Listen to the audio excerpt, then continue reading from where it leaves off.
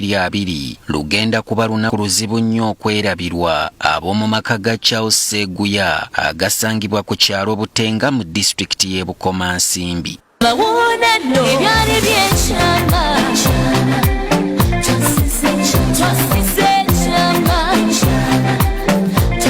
Ku olwo muwala we Miriam Nakyeyune lwe yamuleetera omwagalwa gwe yali alonze mbanja mu mwanjulire.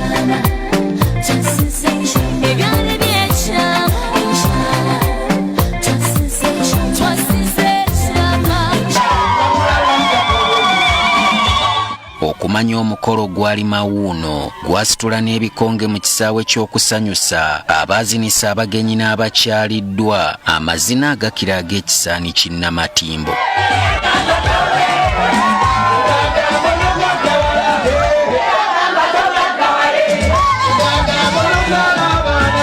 Ebyokulya n'okunywa wamma abaaliwo baasindisa bigere.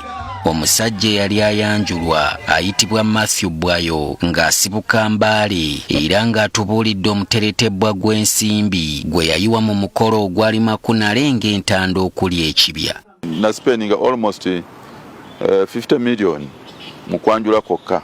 Kyokka ono we butuukidde olwaleero ng'atambula yeeyogeza yekka olw'omuwala gwe yawasa Miriam Nakyeyune gwalumiriza okumubba n'abulako kumwambula.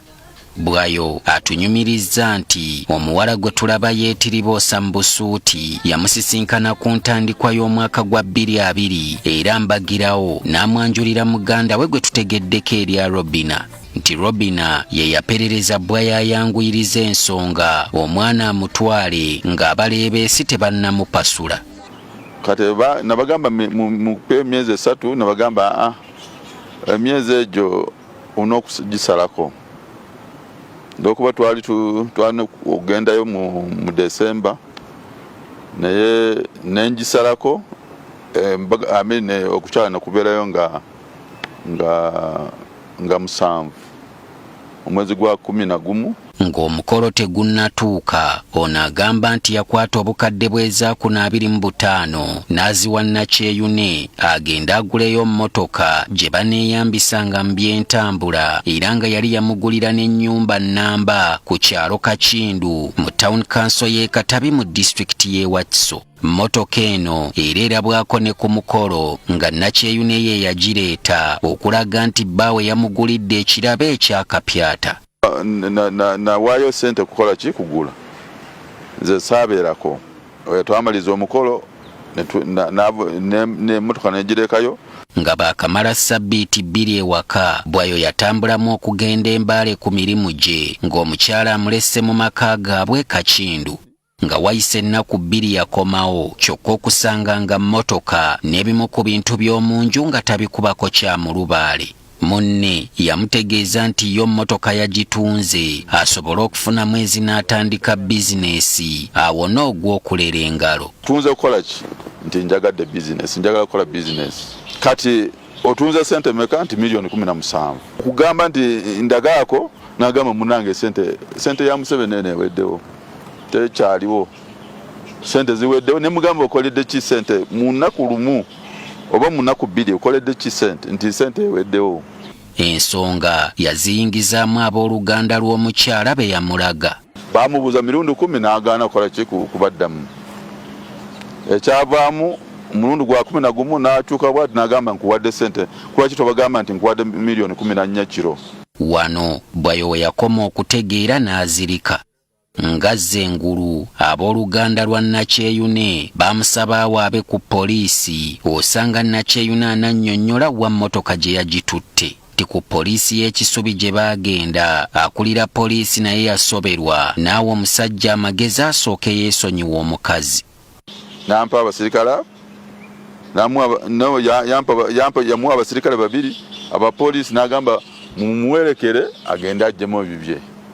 Ng'akyakaayanira ebyo lwakizuula nti n'ennyumba gye yali yamugulira yali atandise ku nteekateeka ey'okukyusa endagaano zidde mu mannya ge nga kino aba LCA Kakindu be baakiremesa olw'ensonga nti baaliwo bulungi nga Bwayo agula ennyumba eno. Omukyala yajja ng'ayagala akyusa amannya kuva mu manya gono kadde mu manya ge ploti efuke ye yagamba omwami yamuwa buli kimu tuwakola embaga yamuwa buli kimu namuwa motoka namuwa naki namuwa n'ennyumba kati ffe twamugagenda oleeta ono bagenda wabula nga yawukanye n'omukyala agamba nti yatandika okulondoolwa abantu baatategeera era lunaku lumu omusajja omu eyeeyita omujaasi wa SFC yamukubira n'amusaba amusisinkane boogeremu. Kati wetwatuula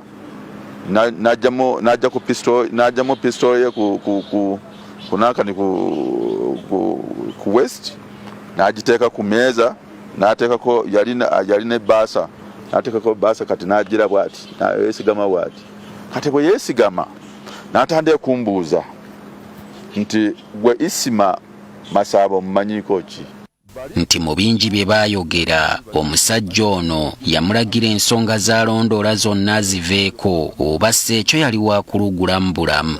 by'omukyala bireke by'ennyumba eyo bireke biveeko olw'okuba nze nkumanyi ombuulidde kiki kyennyini ky'oli nkulabyemu nti tewali kyokola ki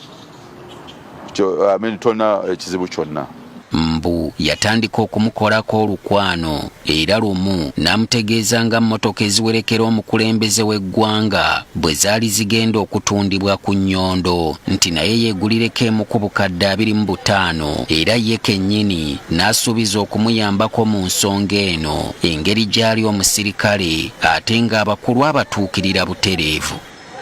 N'esooka nemuwako $15,000,000 onamuwa $15,000,000 ate nga ndi kumugamba poliisi njagala kulaba ku motoka n'aŋŋamba nti agenze Kenya agenze eri ku Sudan boda ya Sudan nti mukubira simu nti tugenda ku mission, we are always on a mission.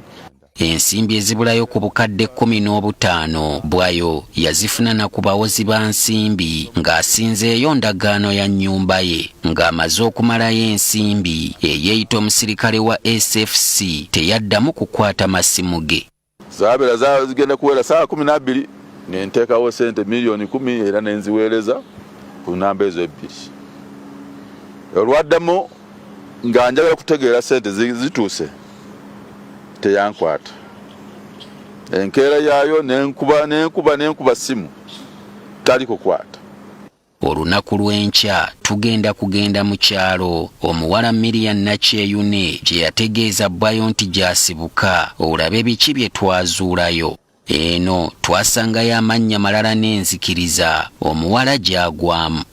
Solomon Kaweesa, NTV Akawungeezi. NTV Akawungeezi kulika nnyo Solomon Kaweesa. Bwe tweyongerayo Ministry y'ebyenjigiriza etegeezezza nga bweriko enteekateeka gy'egenda okuvaayo nayo ng'eno ezingiramu ebiragiro ebinaagobererwa ku bayizi okukozesa